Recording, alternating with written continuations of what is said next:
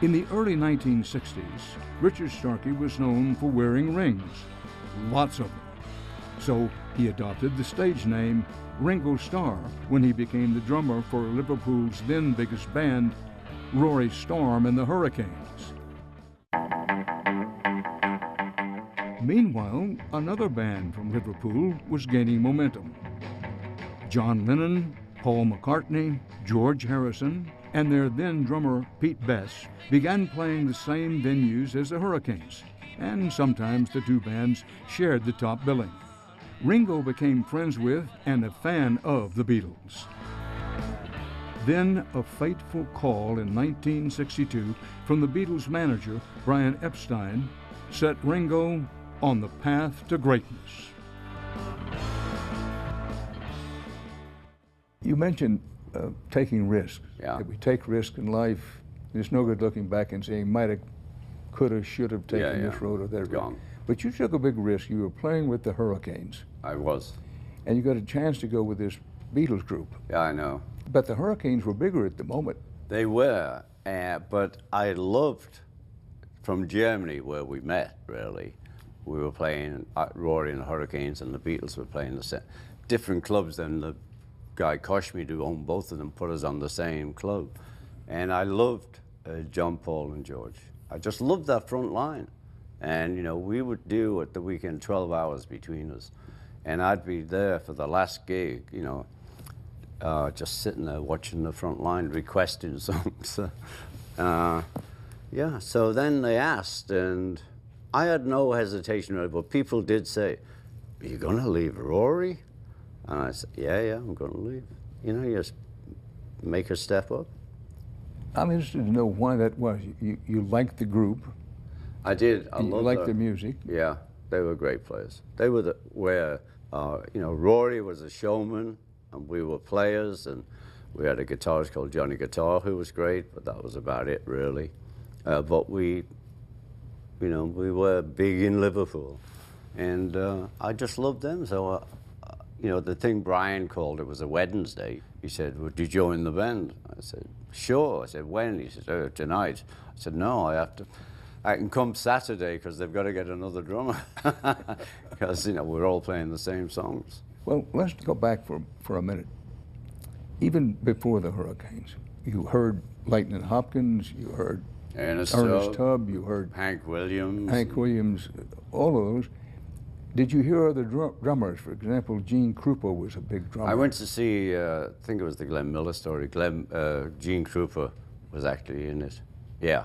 But people always ask me, oh, what about those drummers and those records? I never listened to the drummer. I listened to the whole thing.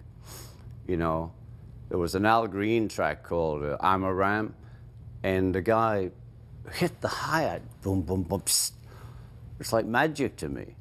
And I remember I remember those moments. We're sitting with Klaus Bormann in this apartment we have in London, and so that did. But Al Jackson, yes, I know the names, and they played on great records, but it wasn't like I was listening for the drums. Well, looking back over your career, you've had it all. You've had a great solo career, still touring with your own band in which you put the band forward. I was there last night when you performed, and frankly, a little surprising, but very impressive. You don't put yourself forward. You put the band forward, the whole band. I love to be in a band. I'm a band guy. You're a band guy. Now, and a drummer. Now help me remember, I'm not a musician. Yeah. But do you think of yourself as a sideman, or is the drummer in a special category? You have the star, the centerpiece. Well, because of the Beatles and that, you know, I am the guy. It's Ringo and the All-Stars. Right. But I play with all these other guys. They play for me. And it sort of worked out since 1980. Now it'll be 30 years I've been doing this part of my life. Next year, when I put the first Ringo and the All-Stars band together, which came about, how crazy, some guy, promoter, Pepsi had got to him and said, you know, we'd like Ringo to do a tour, that we'll support him. who got to my lawyer, who called me out of the blue. And I thought, well, yeah, okay.